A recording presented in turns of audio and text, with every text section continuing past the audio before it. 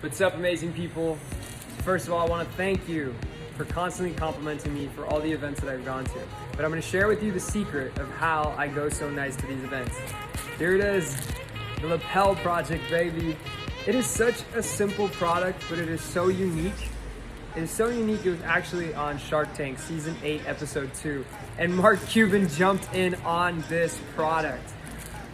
Once I discovered this product, I have gone to these events turning heads because people are just wowed by the tuxedo.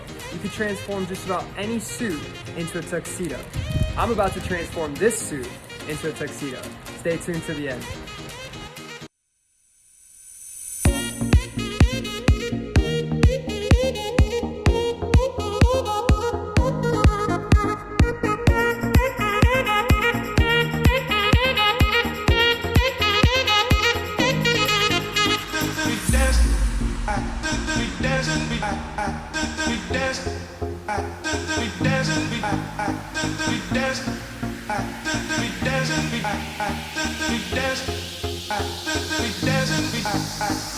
We